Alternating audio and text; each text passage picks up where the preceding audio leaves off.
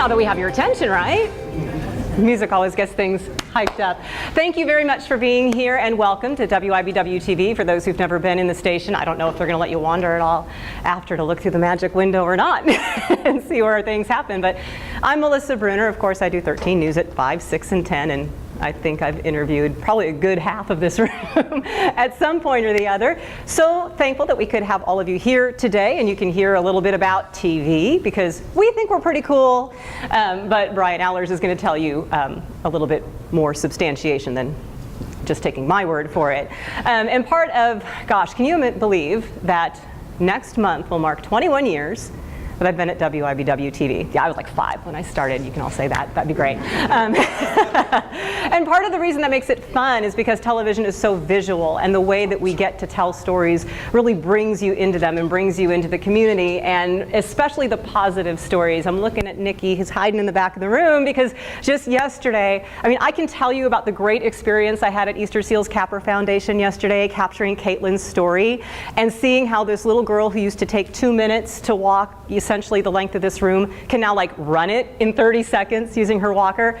But next week you're actually going to get to see that visually on television, and I'm so excited to be able to bring that to you. This morning we were with a little girl who was born at 3 pounds 14 ounces 18 months ago, and today she's thriving. You're going to be able to see that story. I can tell you how cool that was, but for you to actually be able to see it, I think is going to be so impactful. And earlier this year, we rode along with animal control for the city of Topeka. And I can tell you about Teddy. I don't know how many of you saw the story of Teddy. I mean, you know what I mean, right? I mean, I can tell you about finding this poor little dog that was only 27 pounds when he should weigh 50, and how he couldn't even get his little hind legs off the ground because that's how weak he was, and his ribs are just sticking together. I can tell you that, but to visually see that, I think made such an impact on people, because they understood that, you know, we need to fight for some of these creatures in our community who don't have a voice for themselves. So that's why I think television is cool. And today you're going to hear from Brian Allers with TVB about why he actually has facts to back that up, and why we think TV is a great investment for everybody in the community to have an impact no matter what your message might be. So Brian and his company are based in New York. He actually works out of Overland Park, Kansas, out of his home, which I'm thinking means that he's normally wearing his flannel PJs and bunny slippers, but he put on a suit just for you today. So please welcome and enjoy Brian Allers' presentation.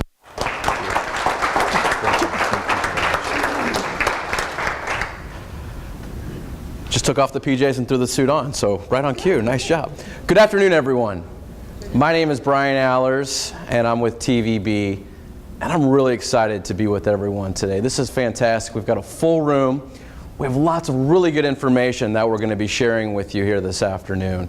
And we want to thank you all for taking time out of your busy day to come to this meeting. And I think you're going to benefit. I think your business is going to benefit as a result of you taking the time to be here today. So before we get started, we have just a couple of housekeeping items that we want to discuss. The first, we want to thank the station for hosting this event, for hosting my company, for hosting all of you. So let's give a warm welcome to WIBW for putting on this presentation today. On that note, I want to introduce you to someone. We're going to introduce you to the general manager and the general sales manager, Roger Brocky. Roger is the head of this television station, and I think it's really good if everyone in this room today had that direct line of communication to the very top of the station here. And if you don't, Roger would love to meet you at the end. So Roger, I'm going to recognize you for putting on this event today. Thank you all. Thank you very much. WIBW has come together to give away some prizes at the end of the presentation as well. You do have to be present in order to win. They're going to be giving away, hopefully everyone registered, that 43-inch flat screen Vizio TV, so someone's going to walk home with a brand new television set, which is never a bad thing. And they're also giving away a pair of Kansas City Royals baseball tickets, which is great. So we're going to have a couple of winners today. But you didn't come here today to learn about introductions or prizes, although those are good prizes. The business owners and the decision makers who are here today came out to learn how you can grow your business with the right allocation of your media dollar. To learn how you can take that heating and plumbing company from 2 trucks on the road to 10. How you can take that retail store from 1 location to 2. How you can take your restaurant from local to regional. Whatever business you represent, in this day and age, in this media fragmentation world we live in, how do we get that double-digit growth we need every single year in order to be profitable? At TVB, we have the opportunity to travel the entire country. We meet with some of the largest businesses in the world, all the way down to startups. What we've learned in these travels and these meetings is that if a business isn't growing at the level it should, the number one reason that's happening is media allocation. That's the number one reason a business isn't growing at the level it should. It's due to the allocation of their media dollar. This is what we're going to talk about in today's presentation. As I localize it and I break down Topeka and we look at it, which we're going to do here today, it's confusing. There's more media to buy today than ever before. So as business owners here in the room, as decision makers, we're staring at all this media. And I like to picture it like we're looking through a forest, just filled with all these different forms of media. And we're taking out our marketing machete, and we're trying to navigate through that forest. We're trying to clear a path. We're essentially doing trial and error marketing. We're saying, okay, here's a shiny new object. Let me try this. Here's another new form of media.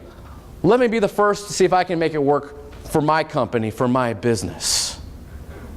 What we're here today to tell you is there have been businesses who have gone down that path already. They've spent the money.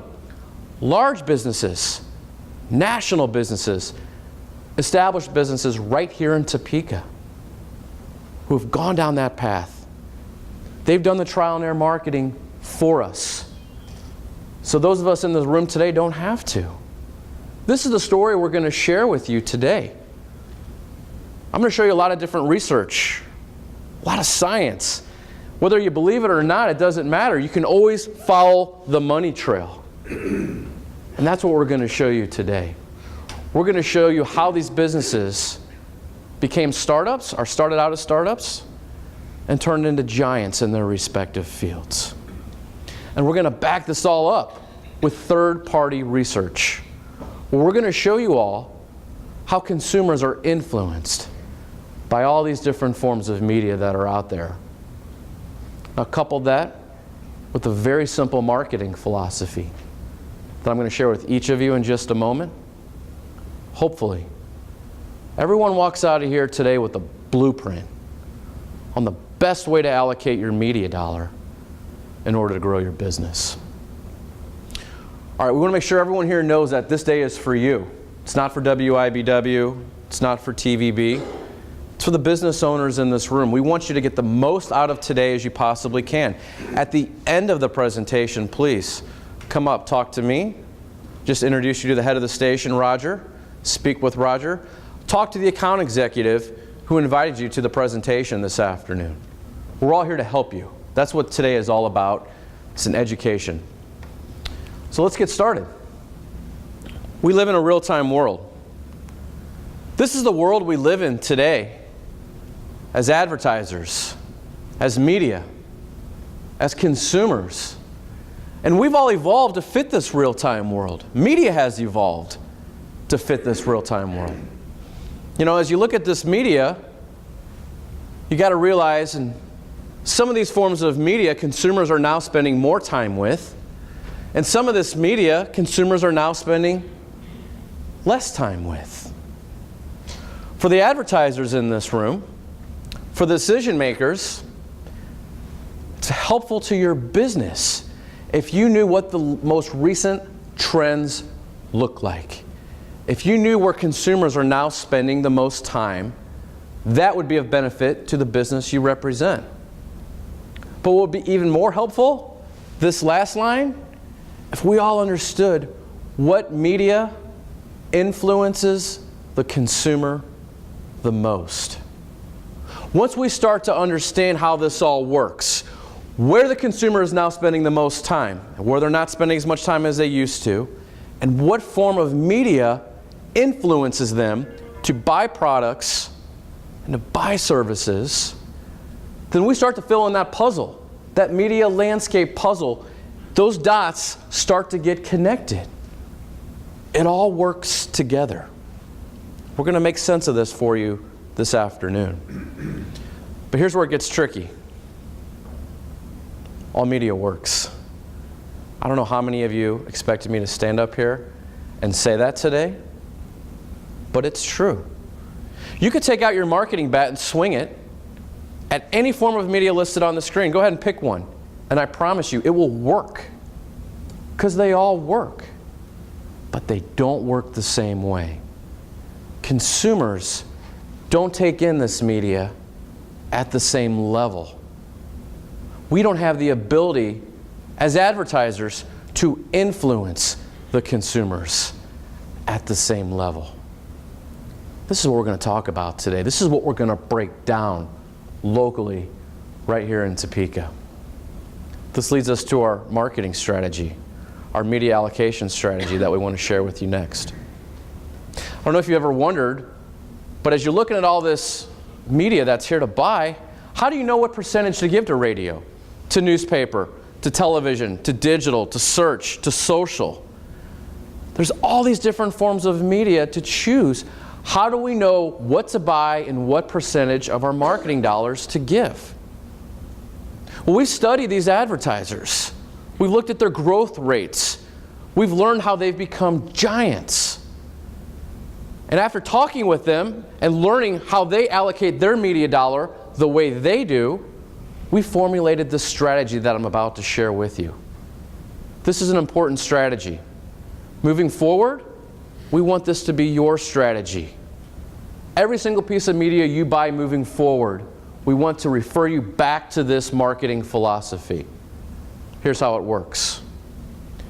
Your marketing dollars should match or exceed consumer time spent and consumer influence. Again, your marketing dollars should match or exceed consumer time spent and consumer influence studies. In other words, spend your money where the consumers are spending the most time and where you can influence the consumer the most. If you do this, your business will grow. This is easy to say, hard to make work. This is what we're going to do in today's presentation.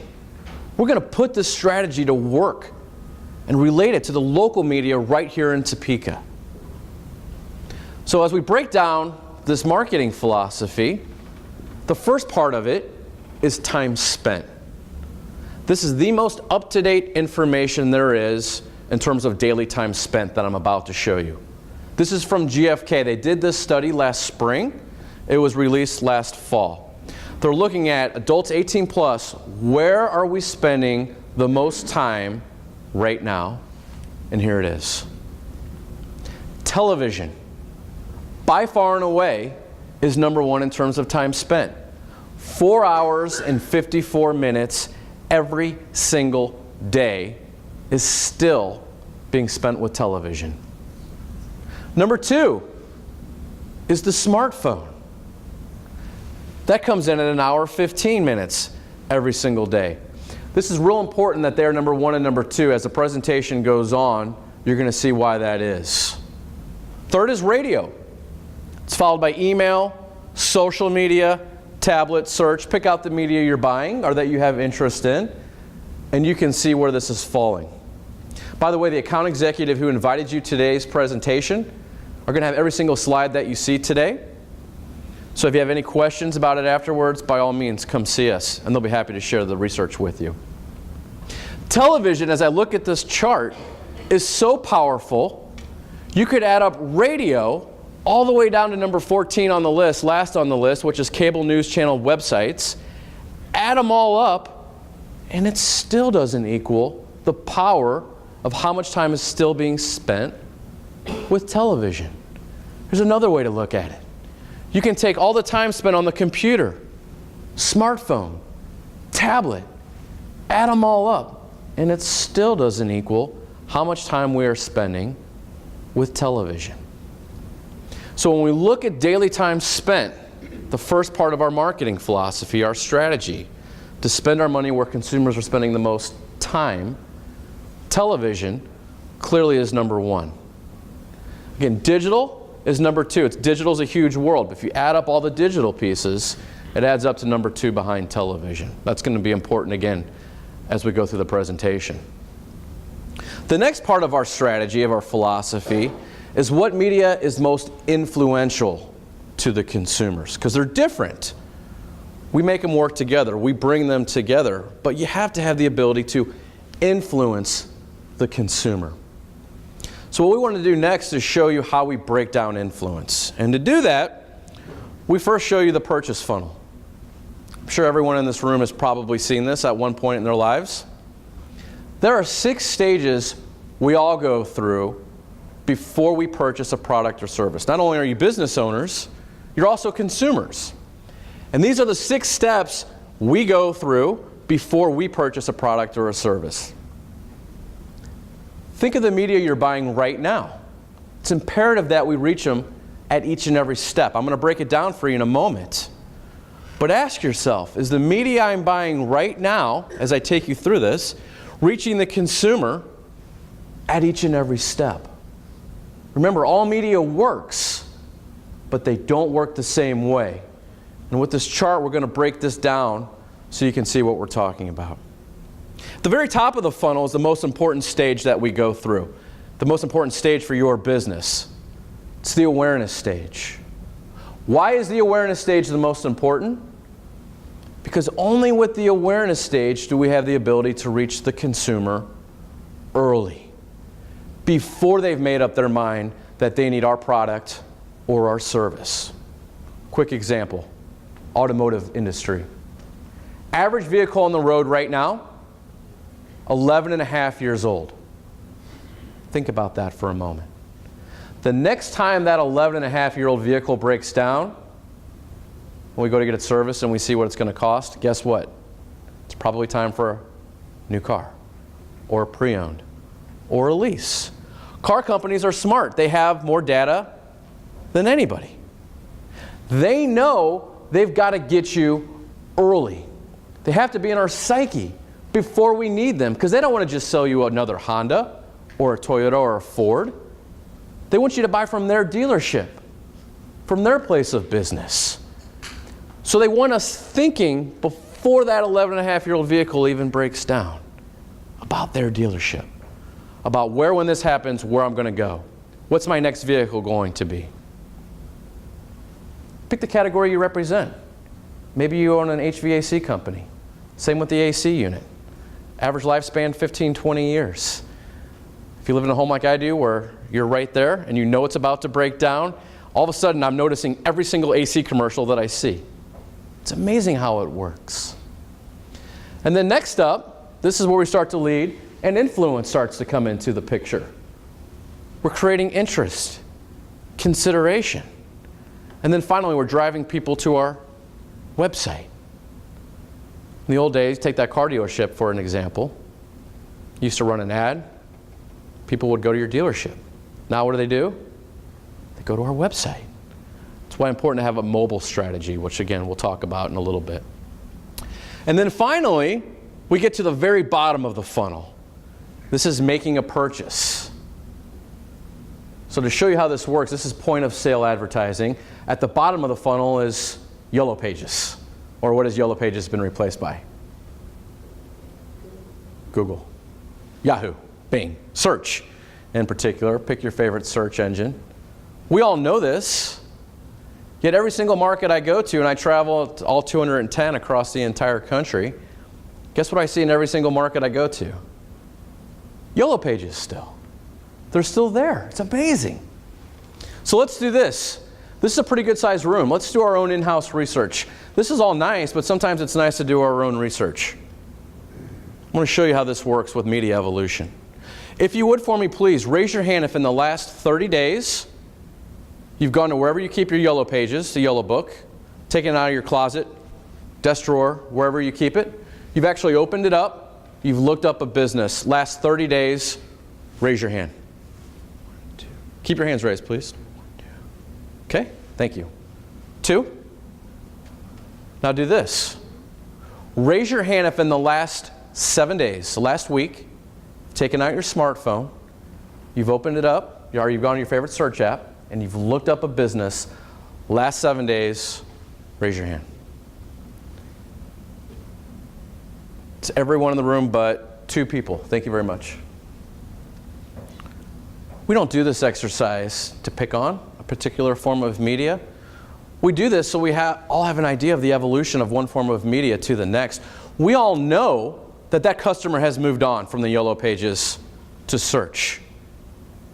Yet every market I go to, as I said, I see them, but I work with attorneys all the time. Do you know there's a waiting list for back covers still? They're on those waiting lists to get on that back cover. And they tell me all the time, my leads are down, the quality of my leads are down. There's a reason for that. That customer has moved on. But search works the same as yellow pages. It's still at the very bottom of the funnel. We don't sit around and say, hey, I wonder if there's home improvement companies here in Topeka. I'm bored. I'm just going to go look it up. Or hey, I wonder if there's companies that deliver food down the street. I'm just going to type in those AdWords, nothing else going on. I'm just going to see if anyone does that. When we get to the bottom, it's because we need that product or service. We're doing a home improvement project. We need to hire a company to install granite counters. That's why we're typing in those keywords. Or it actually snowed today. We haven't had much snow in the Midwest. We don't want to get out to get lunch. Who can deliver food to my office so we don't have to get out and go get something? That's why we're typing in those keywords. And when you type them in, what's the most important thing? Being on page 1? Well, that's what Google's going to tell you, and that is important. But what's even more important than that? What's even more important than that is being a business, when that consumer gets that list of companies who can fulfill that need, that they say to themselves, I was aware of that company. I know that company. I trust that company. And how do you build that brand awareness? You reach the consumer at the top of the funnel before they need you. It all works together. You just can't spend money in search and expect a magic bullet to happen, or all of a sudden phone calls are going to come in. You have to establish that credibility first. You have to build that brand. So when people get that list, they know you. And there's no question who that phone call is going to go to. It's going to be you. So that's how the funnel works, which leads us to our influence research that I'm about to share with you next. There's a company called the Futures Company. This is an online study that's conducted. Comes out every other year. It comes out in odd years. CMOs, chief marketing officers across the country, wait for this study to come out, because they want to see how consumers are influenced by all the different forms of media that are out there. They want to see, as they go through the 6 stages, what media influenced them in the awareness, influenced them in interest, consideration, and finally making a purchase of that product or service. So it was an online study that was conducted. There were 40 forms of media that were measured. The primary question is this: as you go through all 6 steps of the purchase decision process, what was your primary media influence? At each and every step, what was your primary media influenced? Again, 40 forms of media were measured. Here's the top 12 that scored the highest. In order to make this list, you had to score at least a 2% or higher to be shown. So I'm going to break this down for you. Hopefully everyone can see in the back. But if you can, I'll read it for you. Television is blue. Newspaper is red. Social media is white, outdoor is black, radio is that goldish color. Again, these are the 12 forms of media that scored the highest. The numbers represent percentages of consumers, telling us at each and every step what media influenced them the most. What I really like about this chart is it backs up that all media works. The consumers are talking to us. They're telling us this media worked. This is why I was made aware of this product. This is why I considered it. And this is why I ultimately made that purchase. They all work, but they don't work the same way. Consumers aren't influenced by all these different forms of media at the same levels. This research gives us the unique ability to look inside the consumer's mind. And they're talking to us. They're painting that picture for us. Remember our philosophy. You want your marketing dollars to match or exceed consumer time spent and consumer influence. Now I'm going to show you next some real-world case studies to show you how some of these major national advertisers use this chart when allocating their media dollar. But what I want you to do next, and if you don't have a pen or a pad, I know only certain seats have tables, so you can do this when you get home tonight or back to your place of business, but this is real important to the business you represent. What we want you to do is get out a pen and pad and then write down the current media you're buying right now. If you're buying radio, write it down. Television, print, social, search, whatever it is, write down the media you're spending money on, and then you're going to put a percentage down next to it. So if you're allocating 20% of your budget to radio, write down 20. If you're still buying newspaper and you're buying it at 40, write down 40%. Whatever media you're buying, we know what we pay our employees, what we spend on uniforms, what we spend on landscaping. We should know to the penny what we're spending on our marketing. So you're going to create your own personal pie chart. Just pick any one. You're going to have your own personal for the business you represent. And here's how this is going to work. You're going to then look at this slide and say, is the media I'm buying right now matching or exceeding consumer influence? And if it's not, that's okay. We can fix this. If you're right on point, keep doing what you're doing. But we're going to break down how this works next. First case study we want to talk about is Walmart. And I just saw 5, maybe 6 eyes just roll. Because you're saying to yourself, really? I came to a local media presentation and the very first case study you're going to show me is the largest retailer in the world? How does that work? Walmart's not me. And I get that. Stick with me. It's going to make sense, I promise. In many ways, Walmart is like you. How so? Walmart cares about one thing and one thing only. What is it? Money. In particular. I like that. We can go a lot of ways with that. What they care the most about, as it relates to money, is growing their business. And Walmart's ruthless, aren't they? They don't care how they do it. They will do whatever it takes to grow their business. They will spend their money however it takes and wherever it takes to grow their business. When it comes to buying media, Walmart doesn't have a brother-in-law who works at the local radio station. Therefore, they're going to allocate 70% of their budget on radio. To Walmart, all media is equal. They concentrate their media dollar where the consumers spend the most time and where they can influence that consumer the most. Most important thing to Walmart is that cash register.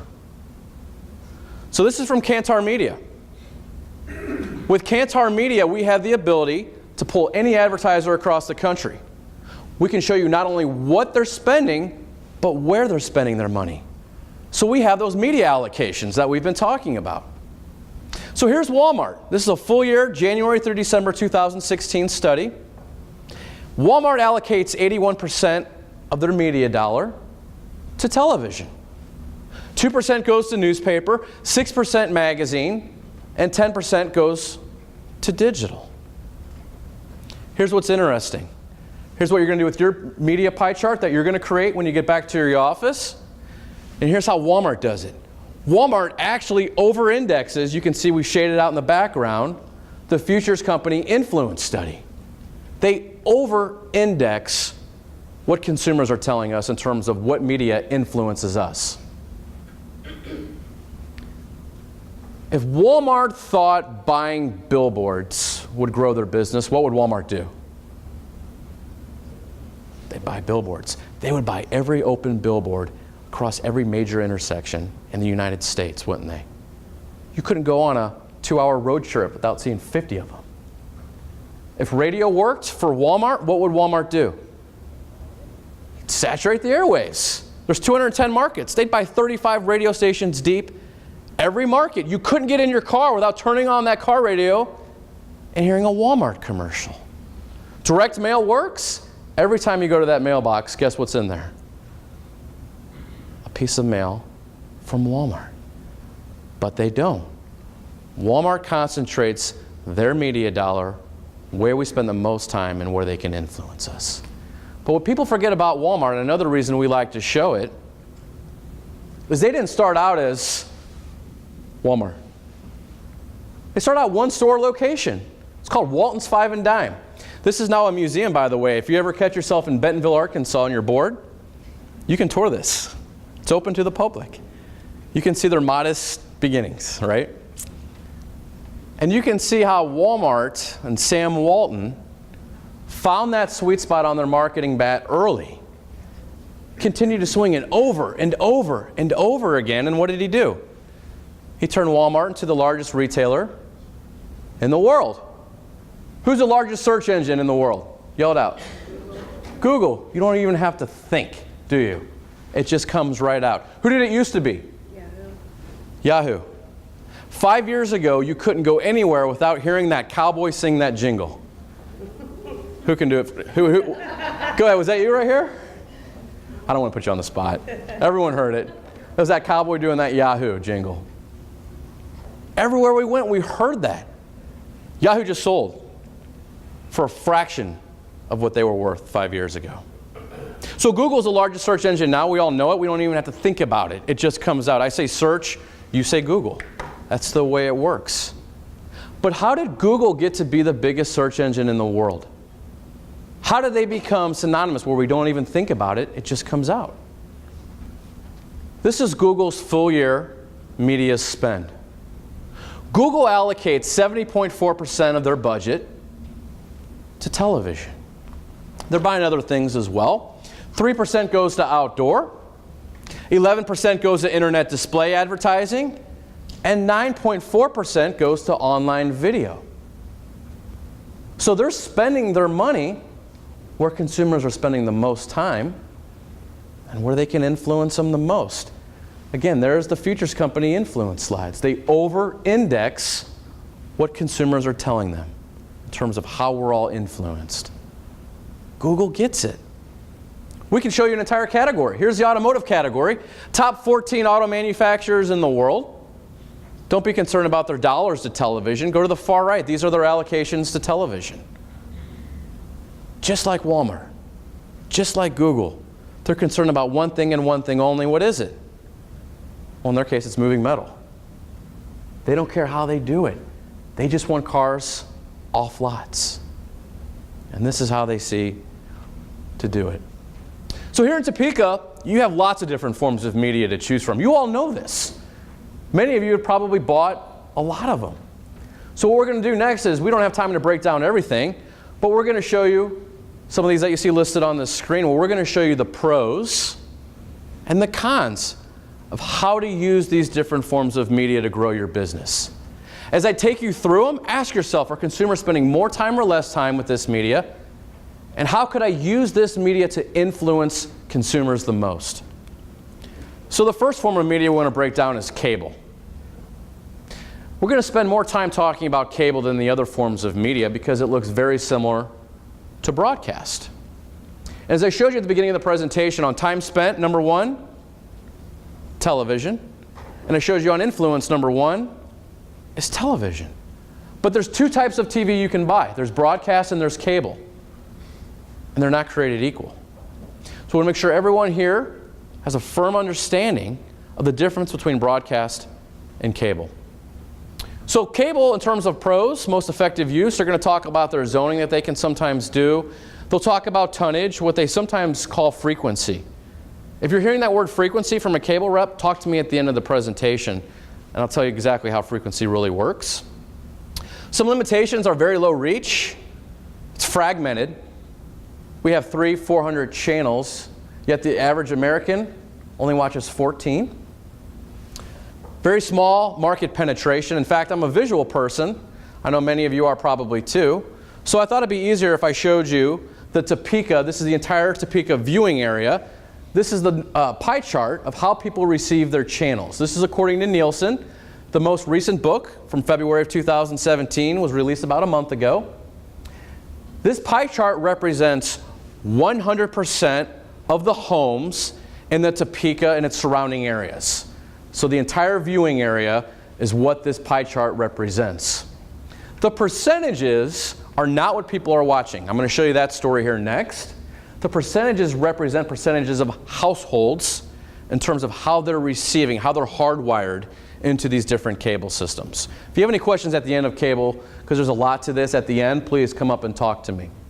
So we're going to break this down for you next. Cox Media is the big player in town at 34.5%. That means 34.5% of the homes in the Topeka viewing area has Cox Media. Then you have to go to the gray area. This is other, 11.8%. These are going to be smaller cable companies. Some of them you can buy, but most of them you can't. So that's Cable One Advertising, Prime Media, VIE. I think there's a couple more. But again, most of them you can't buy. But for this exercise, let's pretend you can buy all the cable that there is in this market, which you can't, but let's just say that you can. When you combine the red and the gray, you would get a total cable max penetration of 46.3%. So less than half of the homes in Topeka are hardwired into cable. Next up, let's go to that blue area, satellite. This is DirecTV and this is Dish Network. That number is 38.2%. Why is that an important figure for you all to have? Because local cable commercials are not seen in satellite homes. So let's say you do a Monday Night Football package through Cox Media, and you're excited to see that commercial play. It's Monday night, it's the first game of the season. You're at your neighbor's house next door. There's popcorn, soda. Sorry, I mean, Kansas pop, right? Thank you. Make sure I'm in the right area. And that cable rep at Cox told us our commercial is going to play tonight at 9:01 p.m. So it's 9:01 p.m. We're at his house. We say, okay, everybody quiet up. Gather around. My commercial is going to play. Goes to break, and we see a Subway commercial. Or we see a Ford commercial. And then you realize that your next door neighbor whose house you're watching this game at has DirecTV. So on ESPN, those late local cable commercials are not seen in 38.2% of the homes in Topeka and its surrounding areas. That's a big, big deal. That's 38.2% of the homes you're missing. But you got to stay with me. Because then we go to the purple area. OTA. That stands for over-the-air households. Everyone's heard of cord cutters? These are your cord cutters. These are people who receive their broadcast channels over the air, digitally, without the assistance of a satellite provider or a cable provider. Just so everyone knows, the national average for OTA is 13.7%. In Topeka, Kansas, it's 15.5%. So you all over-index the national average for saying you're tired of paying $200 a month to DirecTV or to Cox for 400 channels when you watch your broadcast channels. You pay Netflix $9.99 a month, so why are we paying this huge bill? We can get it all over the air for free, digitally. Just to show you how this works even some more, we did a year-to-year comparison where we went back to February of 2016 here on the left, and then on your right, you look at the year-to-date with February 17. You're going to see that cable has lost 5%. The math in this viewing area, that's 8,000 households that no longer have cable. Satellite has benefited, and over-the-air has benefited. So if you go to buy TV from Cox Communication, if you do the math off the Feb 17 book, you add up the satellite homes you can't reach, you add up the over-the-air homes that you can't reach, that's 65% of this market that will not see your commercial if you're spending money on Cox Communications. Whether you spend $1,000 a month with them, $10,000, $20,000, it doesn't matter. 65% of this market, Cox cannot reach. And that's a big, big deal. Because if you're looking to grow your business, and I know everyone here is, this is what we want to do. We want to have the ability to reach 100% of homes with a television. That's your broadcast channels. I like this math better, by the way. This is easier to do. This is CBS, this is ABC, this is Fox, this is NBC, this is the CW. 100% of the homes in Topeka and its surrounding areas have the ability to see those commercials. The only way to land on the CBS station is to buy time through the CBS station, through WIBW, or if you want to land on another broadcast channel, it's through that network. But if you buy that rotator through Cox Media, none of those rotators are going to fall on a broadcast station.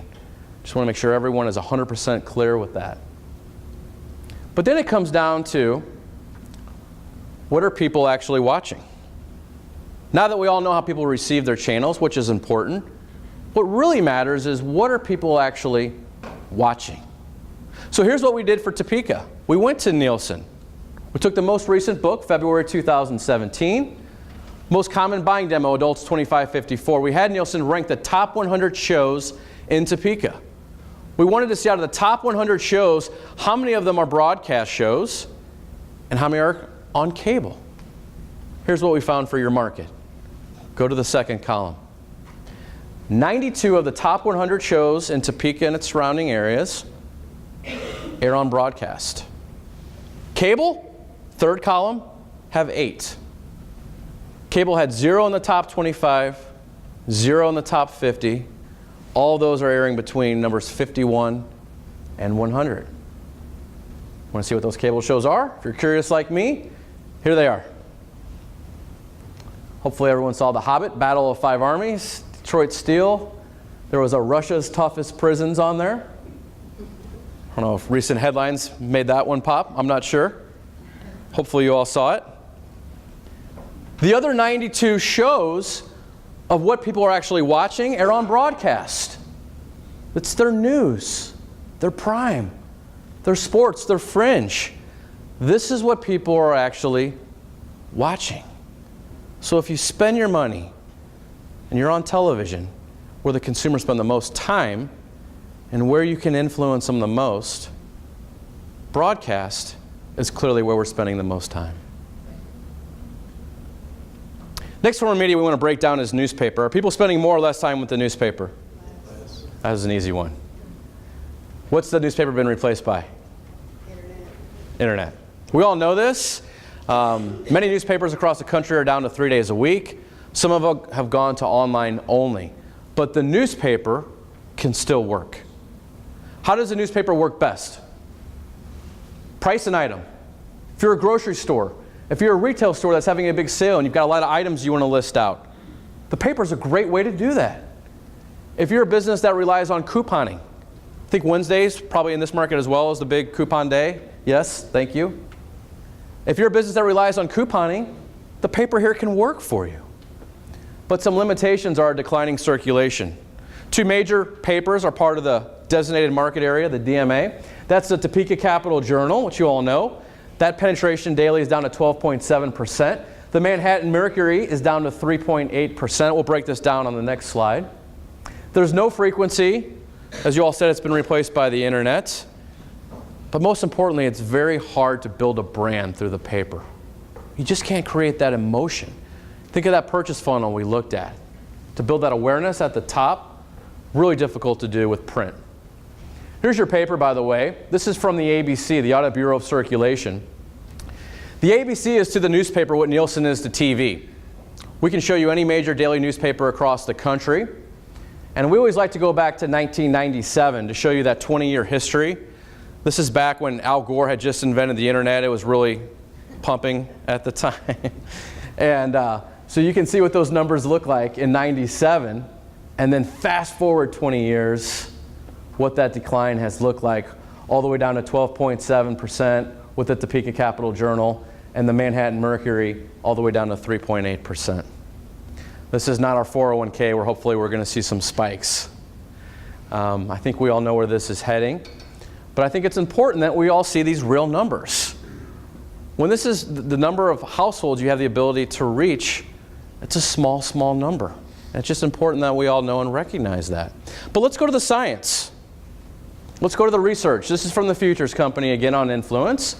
Newspapers in red, we circled it for you. It's at 4%. So still a viable influencer. This is going to look like newspaper, in fact, is number 2 behind television on influence. Number 2 is actually the internet. It's digital.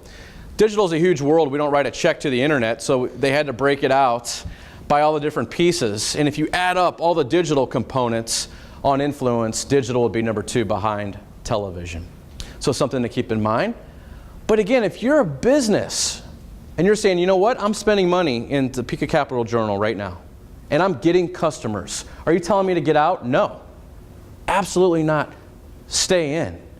It's just important that, number 1, we know where it's heading, and number 2, that we take our media allocation and match it with consumer influence.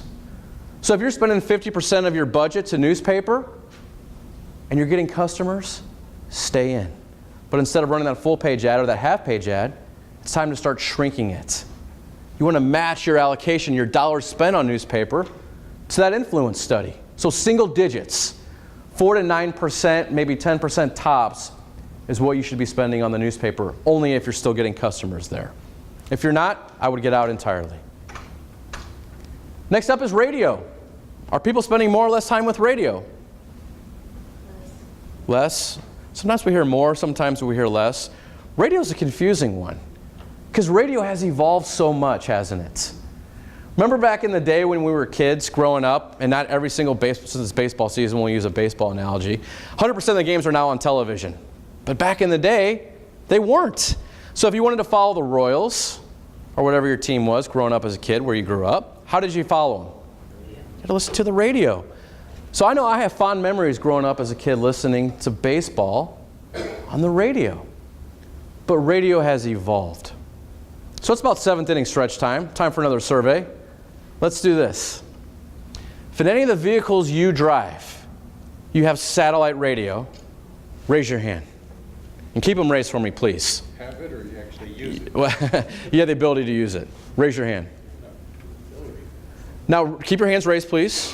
Raise your other hand if in any of the vehicles you drive, you have the ability to listen to Bluetooth through your phone in your vehicle. If you have both, raise both. Now look around the room for me real quick, please. It's about 3/4 of the room with both of their hands in the air. Thank you. You can put your hands down. Again, it's really nice sometimes to do our own in-house research. I was in Oklahoma City recently. There was a Ford dealership. So I don't understand it. I've been buying local radio for years, doing the same thing, same money being spent every single year. But this year, my sales are down. I don't understand what's going on. So I don't want to point out the obvious, but I'm going to. Every single new vehicle you sell, when they drive off your lot, what are you giving them for free for the next 6 months? Satellite radio. He said, okay, I get it. Let's back it up. This is from Triton Digital. Edison Research and Triton Digital. They do a monthly online radio audience study. These are percentage of people who have listened to online radio in the last month. Go back to 2006. Only 21% of people said they had listened to online radio in the last month. Fast forward, 2016, it's up to 57%. Is that number going to get bigger or smaller? It's only going to continue to grow. But radio, again, all media works. They just don't work the same way. Radio can work really, really well depending on the category you represent. The best way to utilize radio is as a reminder medium. It's that last touch point. You're having a big sale this weekend. You hit that person in their car on Friday. And they say, oh yeah, that's right, they're having that big sale. I'm in the market for that. I'm going to go out and get that this weekend. But radio in 2017 is no longer strong enough to be a primary media buy. It's now viewed by national advertisers as a secondary buy, as a complement to make whatever your primary media buy is work better. That's the best way to utilize radio, as a secondary buy. It's good for niche targeting. You reach consumers on the go. We all have our limitations. For radio, there's no visual engagement. This is an obvious one, and it's not their fault. But we like to see things. We like to touch it. Whatever we can. We want to feel it. And with radio, they try and create theater of the mind, I know. But it's very difficult without having that visual engagement to really influence consumers. It's very difficult to build reach. It's very fragmented. There's 35 stations plus in this market. To get any type of reach, you have to buy almost all of them, which makes it very cost prohibitive. I like to look at the average commute time. Average commute time across the country is 25 minutes. In Topeka, it's only 16 minutes. That's it.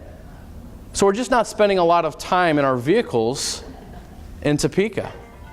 But the number one reason, that was right on cue with that phone going off, because the number one distraction and reason why radio is in a decline, whoever set that up, that was perfect timing. It's this device right here. If you don't think this device is important, lose it. And lose it in a place you don't think you'll get it back. It's happened to me recently. Fly somewhere every single week. I was on my way back from Grand Junction, Colorado. Beautiful. If you haven't been there, I highly recommend going. It's not easy to get there or back. And flying through Kansas City, I get home. It's about 12:15 in the morning. Those of you who've flown out of Kansas City, you know they shut that place down after midnight. It's a ghost town. So I'm walking to my car, and I don't know how you are when you travel, but when I'm done traveling, I always kind of do the keys, wallet, phone. Keys, wallet, phone. And I'm hitting that phone pocket, and it was empty. Panic goes through my entire body. And I have an epiphany. Okay, every time I fly, the phone's on my lap. I know right where it is. There was no one sitting next to me on this particular flight. Therefore, I placed that phone in the empty seat, got up, walked right by it. So I'm halfway to my car. What do? Remember the old O.J. Simpson commercial with Hertz? Call United, they'll drag it out of the That was perfect. That's good. I heard on, everyone heard about the United story. Southwest Airlines the next day, so they're getting ready to take off. I think they were in Denver or somewhere. They get on the intercom, the flight attendants, and they go, we're going to need 4 people to, and then they go, just kidding, just kidding. I guess the place just exploded with laughter. So that was great. But, so I had that epiphany of that phone being there. So I sprint back through the airport, trying to find somebody in KCI to help me, which is very difficult after midnight. Finally find a TSA agent. I said, look, I was on this Delta flight. Here's my flight number. Here's my seat number. It's sitting there. I know it is. Will you please help me? Bless her heart, she takes off. And then 5 minutes go by. 10 minutes go by. And I'm just doing this at this point, just sweating bullets. And then finally, I see this person walking back holding this black device right here. And all that panic, all that worry leaves my body. I was so excited when she brings it up to me and hands it to me. Other than the birth of my 2 daughters, marrying my sweet bride, this is the happiest day of my life. Why is this so important to us? It's everything. Remember when we used to remember phone numbers in our head? We had like 35 numbers just going through there somehow that we knew. I know my number and my wife's. That's it. Nobody else. Everyone else, I push their name and it's amazing. It rings. My oldest daughter just got her first cell phone, and I'll call her. She won't answer, and then she'll text me right back. Hi, Dad. What do you want? I want you to answer the phone. That's why I'm calling, right? How many times have you been going from point A to point B, you're on the phone the entire time, you get to that parking spot, that destination, and you spend another 10 minutes wrapping up that phone call? Every week? Maybe every day for some of you. If you didn't know how to get to the presentation this morning, or this afternoon, excuse me, this probably got you here. It's our social media, it's our calendar, it's our email. This is everything. And this is a big reason why it's such a distraction and why radio is losing share, because of how we're utilizing it. It's everywhere in that car with us. So let's go to the science though. Let's go back to the research. Radio scores high in time spent. It's third. Radio scores very, very well with time spent, but where they are falling behind is consumer influence. And again, it comes back to that no engagement, no visual. It's not their fault, it's just how they're built.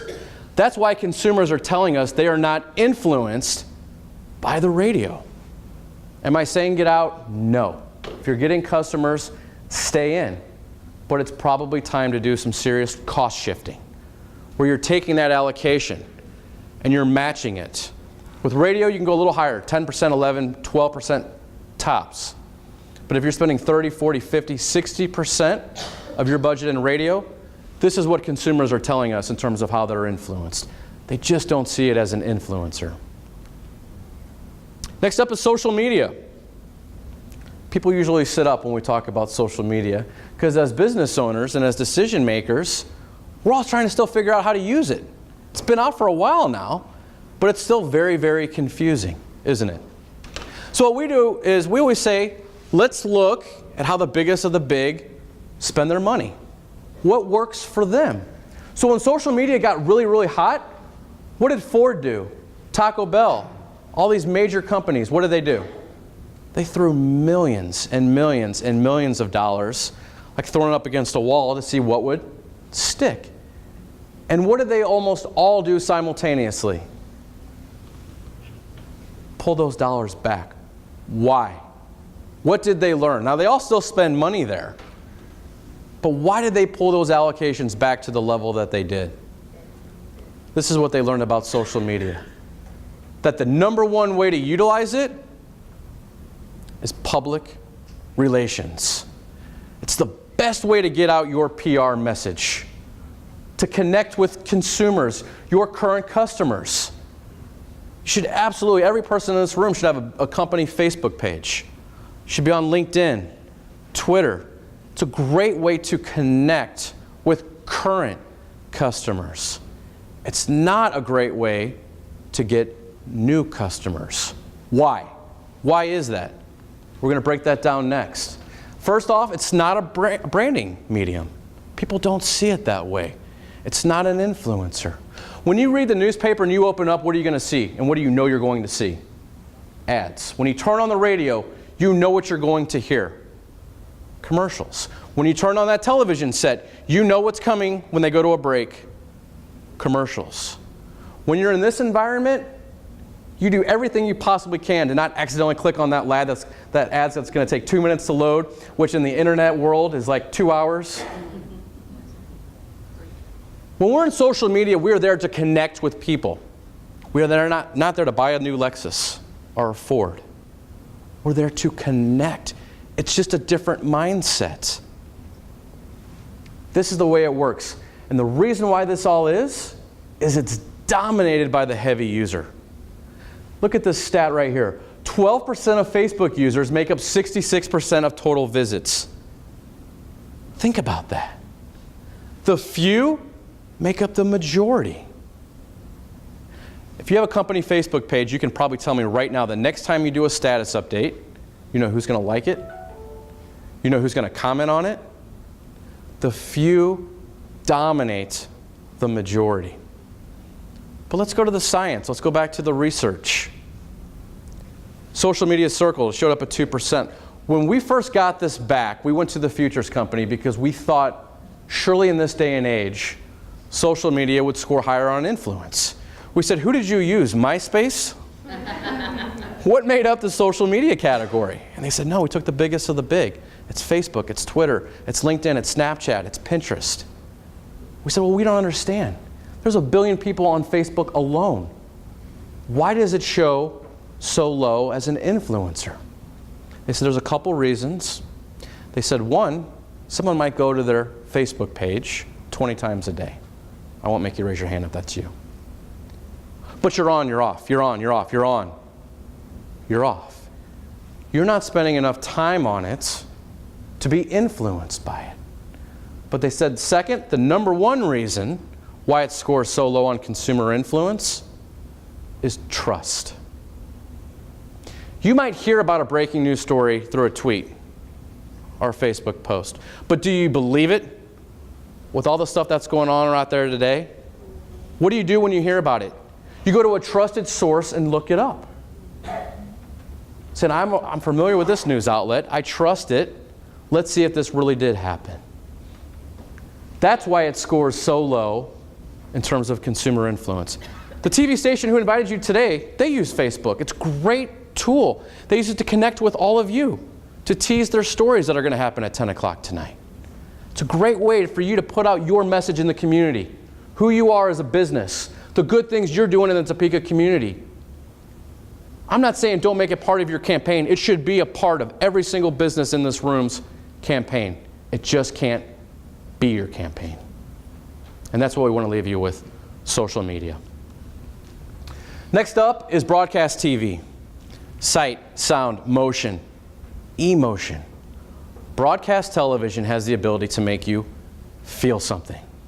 I'm going to get into our numbers next, but before I do, I think it's real important that you see some high-level examples of some commercials and see how they influence consumers, how they can emotionally impact you. Take a look. I'm going to show you a couple examples. The first one is from Dove. This is a new brand that they kicked off a couple years ago in the Super Bowl. Take a look.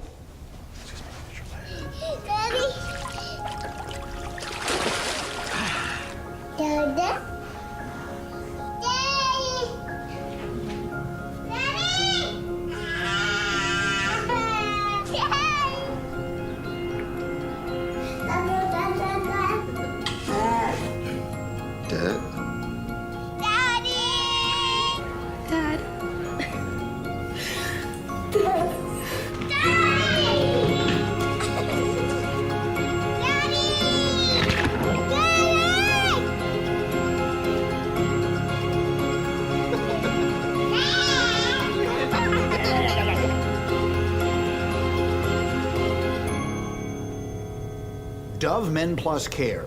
Care makes a man stronger. Share how care makes you stronger with #RealStrength.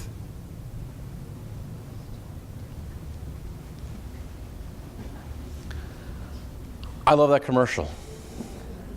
I see it quite a bit, but every time I see it, I feel something. When I saw this live in the Super Bowl a couple years ago, again, we're in the Midwest. I don't know if allergies were high a couple Februarys ago. I told my wife, I said, I don't know what type of soap we're buying right now. But moving forward, this is the stuff we need. I don't know if it's going to work, but this is what we're getting. I love how this looks like a billboard. Let's pretend this was a billboard that you just drove by on your way to the presentation this afternoon. You might say, oh, Dove's got a new brand out. Interesting. But do you feel the same way you do right now after watching that commercial? It's impossible. That's the best example I could ever paint of how this works. All right, I'm going to show you another commercial. This was also from the Super Bowl. This is going back a few years, but it's from Chevrolet. If there's any Ford dealers in the room, I apologize in advance. Take a look.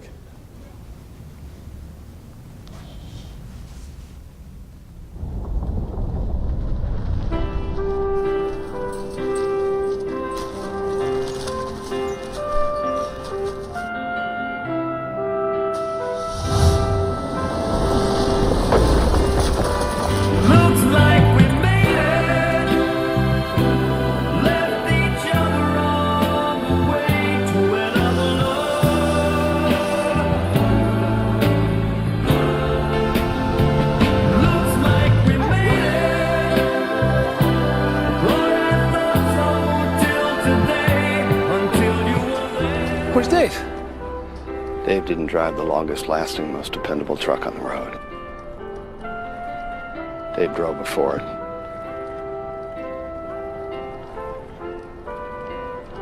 Twinkie? Yeah. Chevy Silverado. From the beginning of your workday to the end of the world. Chevy runs. It's a great commercial. Lots of things going on with it. Let's talk about, to start it, what's one thing that they did wrong, though? No, that was actually right. I'll tell you why in a minute. They committed the cardinal sin of advertising. They named their competitor in the ad. Please promise me none of you will ever do that, and whatever form of advertising you ultimately end up doing, don't ever name your number one competitor. When you're two of the largest brands in the world, you can get away with it. But the story on this, and many of you know this, before the Super Bowl airs, about a week before, we always get a sneak peek of what's going to be in the Super Bowl with commercials. Ford saw this, went to NBC, who was airing it that year, and said, we're advertising in the Super Bowl as well. You can't air this commercial. NBC said, no, we're going to air it. So they took it a step further. They went to the federal courts, where they filed an injunction. In the lawsuit, they named NBC, and they named Chevrolet. Now, federal courts throughout the case didn't take it for really a number of good reasons. But the question is, why would they go to all this trouble, Ford, just to block one commercial from playing? Because they knew the type of damage that one commercial could potentially do. I think you named Twinkie. We saw Twinkie in there. Everyone knows the story about how they can survive a nuclear holocaust. Great way to use that. But the message here with Twinkie is the power of co-op and what it can do. For those 6 seconds of fame Twinkie had, they had the largest volume of sales February of that year since 1980.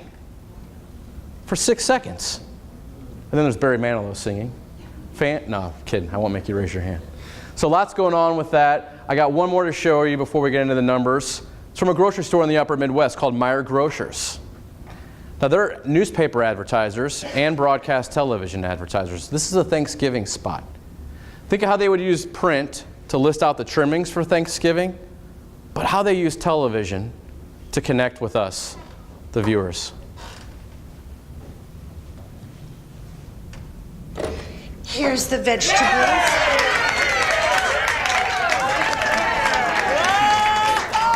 That's it. That is it. Here's...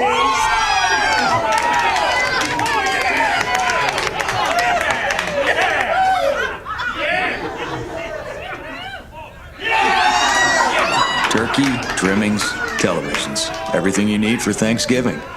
Meijer. Higher standards, lower prices. Poor grandma. Great use of humor. Humor is hard to pull off with commercials, but I think Meijer nailed it. So if you've got a good, funny story, this can work. All right, let's get into the numbers now. The slides I'm going to show you are from the Nielsen Total Audience Report. For those who might not be familiar with it, Nielsen has fully recognized that we no longer just watch television through this device right here. You can watch it through your smartphone, through your laptop. And Nielsen, to their credit, they're now measuring weekly time spent, where we can see where people are spending their time with all these different devices that are out there. So go to the blue first, and you can see how much weekly time we are spending with television, 37 hours and 24 minutes on these different devices. I like this slide because I call it a myth buster. Because the biggest myth on television is what? You say, you know what, Brian, I get it. Television's number one on time spent. It's number one on influence. But what good does it do my business to advertise on television if all that person is going to do is record it and fast forward through the commercials? We all DVR programs. We would lose all credibility if I stood up here and said, no, DVR is a myth. That doesn't happen. Because we all do it, don't we? But these are the numbers. Out of the 37 hours, 24 minutes per week we spend watching television, we only spend 3 hours, 51 minutes, or 10.3% of our time watching television through the DVR. Where are we spending the majority of our time? Live TV. 30 hours, 41 minutes every single week. That's 82% of our time. The joke is no one DVRs the 6A news, goes to work all day, comes home at 6 at night and says, hey, I wonder what happened in the world today. Oh, I know, I DVR'd the 6A news. We want the most up-to-date information we can possibly get. Local, local, local. News is DVR proof. Let's go to video on a PC. You can see where that is, 2 hours and 8 minutes. Video on a smartphone. I talked about this earlier, how it's number 2 on time spent, the smartphone. 2 quarters ago, it was 17 minutes. Now, it's up to 44 minutes per week. That's only going to continue to get bigger and bigger. Next up, most thing that broadcasters hear about, what about Netflix? What about Amazon? What about Hulu? All these streaming devices that are out there. What the Nielsen Total Audience Report can do is capture how we're watching all these streaming devices. Anyone ever binge watch a show on Netflix, and then it's over and you get that empty feeling inside? Good, it's not just me. Can't advertise on Netflix, though, I don't think yet. Let's go back to the slides here. For those who have Netflix, you know you can watch it in lots of different ways. You can watch it through your smart TV. You can watch it through your mobile phone, through your laptop, through your Blu-ray device, through your kid's Xbox or PS4. All these different ways that we watch streaming television is captured in this one slide. So this is weekly time spent by demo. So go to the demo that you're trying to reach for the business you represent, and then scroll down and see where we're spending time. What I like about this is it captures that we're all watching television in all these different ways. Look at that millennial, adults 18-24. They're spending 4 hours and 20 minutes watching TV through their game console. More than any other demo. That was an easy one to guess. Look at 65 plus. They're watching TV 8 minutes a week that way, which I still don't know what they're watching. Last quarter was 7 though. Whatever it is, they're watching more. But where is that young, hard-to-reach millennial spending the majority of their time? Live TV every single week, 14 hours and 3 minutes. But are you trying to reach millennials? Are you trying to reach an older demo? Probably Gen Xers and baby boomers would be my guess. Baby boomers outspend other generations by billions and billions of dollars on goods and services every single year. That's the spending power they have. So let's go to that 35-49 for the Gen Xers and then plus with the baby boomers. Look how much time they're spending with live TV. 26 hours a week, 38 hours a week, 46 hours per week on live TV.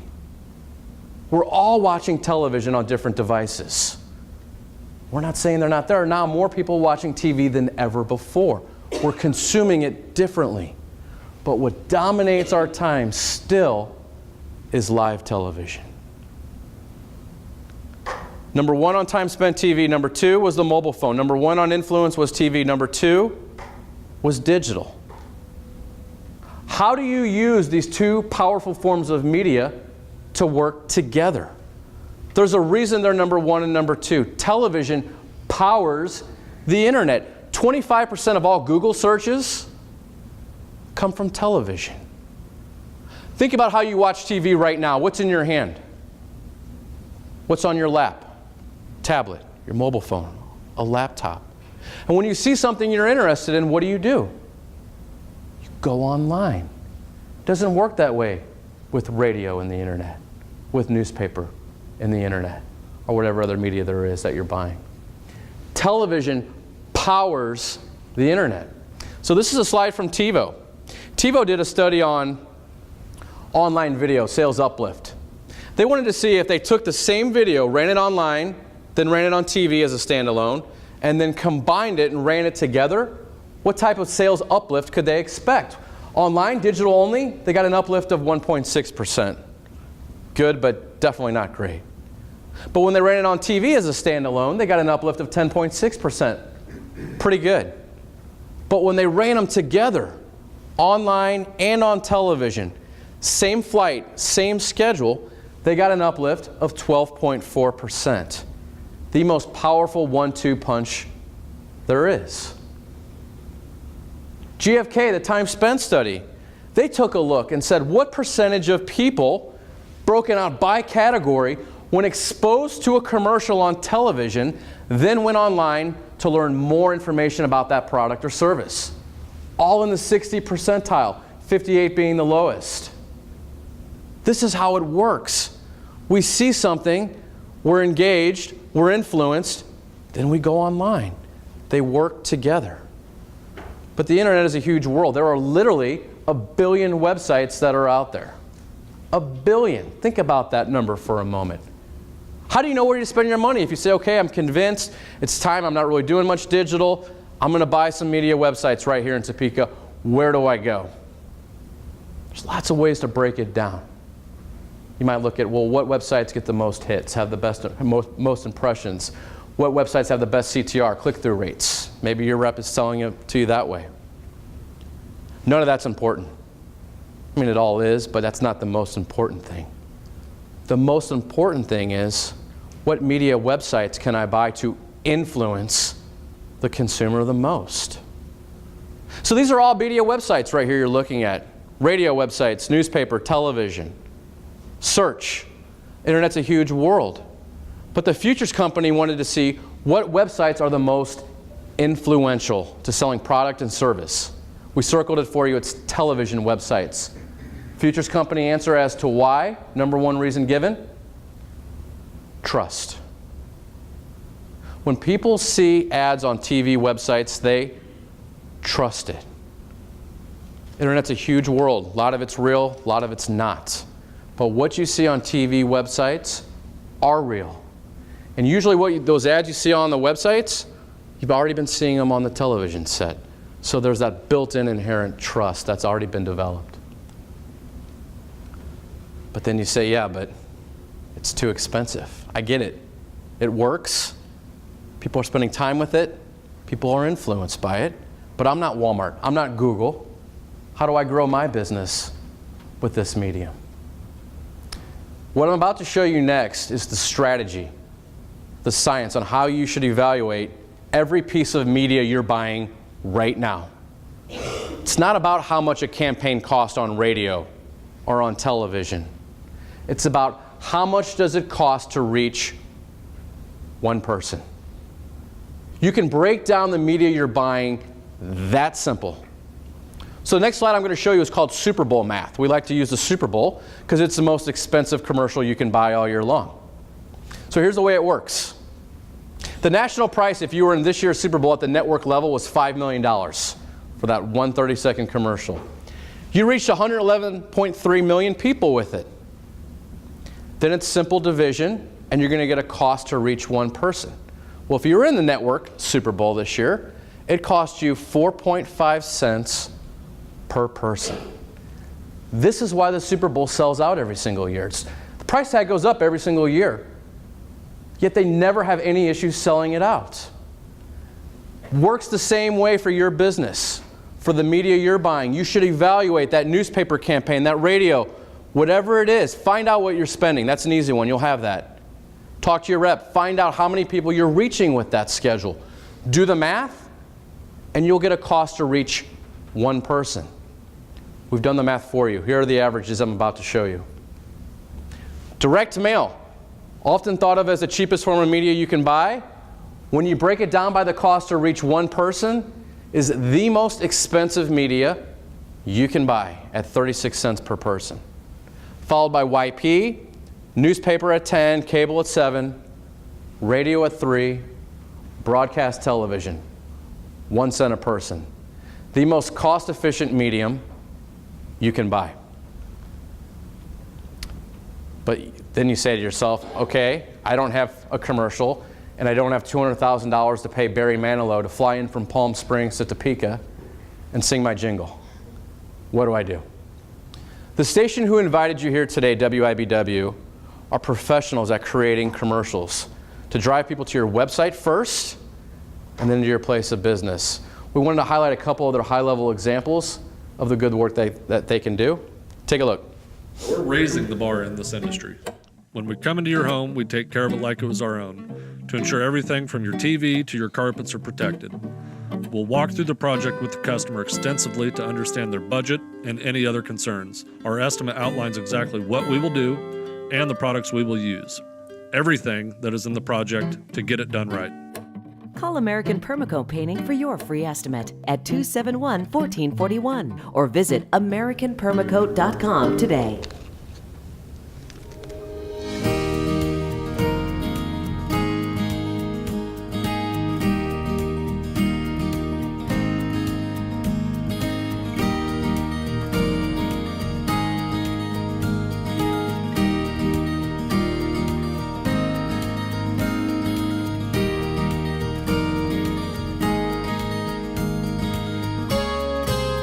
Radiance Medical Spa. Real people, real results.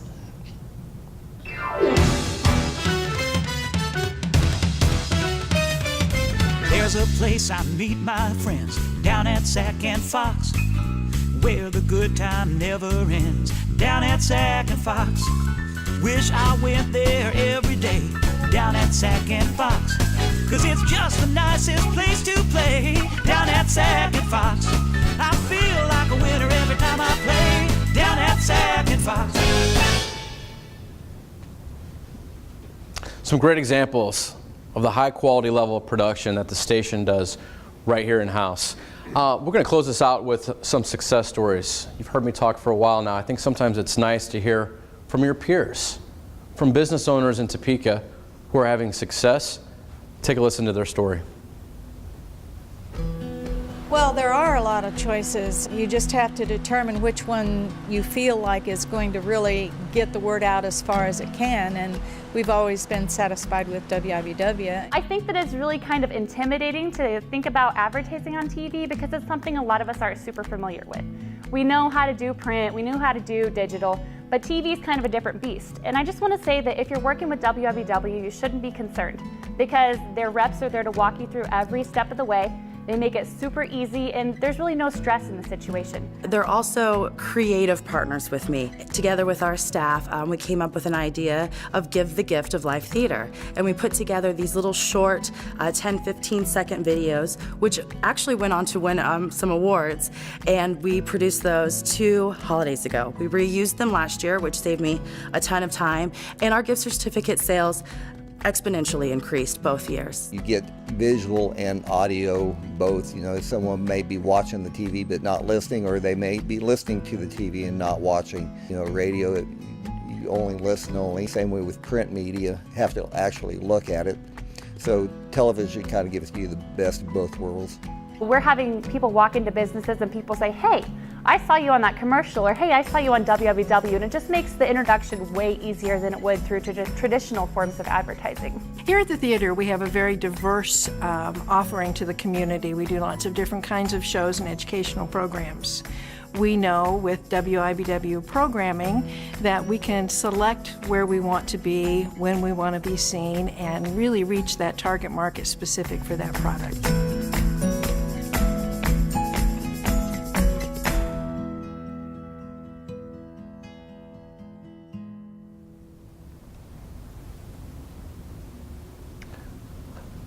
Takeaways from today's presentation. Hopefully we left you with seeing that all media works, but they don't work the same way. Remember your new strategy. You want to take your marketing dollars and have them match or exceed consumer time spent and consumer influence studies. Spend your money where the consumers spend the most time and where you can influence the consumer the most. If you do this, your business will grow. Number 2, along all 6 stages of the purchase decision process, television is number 1, also number 1 with time spent. Third, when evaluating the cost to reach one person, television, broadcast television, is the most cost-efficient medium you can buy at 1 cent per person. Do the math on the media you're buying right now. This is an important exercise to do. See where you're at. Are you right in line? Are you high? Are you low? Make sure that you're meeting the consumer at the right cost per person. Next up, broadcast stations offer one-stop media solutions. Digital is number 2 on time spent, number 2 on influence. TV powers the internet. You have to have a 1-2 strategy punch with television and with online. And then finally, broadcast TV stations, the station who invited you today, WIBW, is a pillar in this community. Your success is their success. They want to see you grow. That's the most important thing that we hope to have accomplished today. So I want to thank you all for your time. You've been a great audience. Thanks to WIBW for hosting us. Thanks everyone. Have a wonderful day.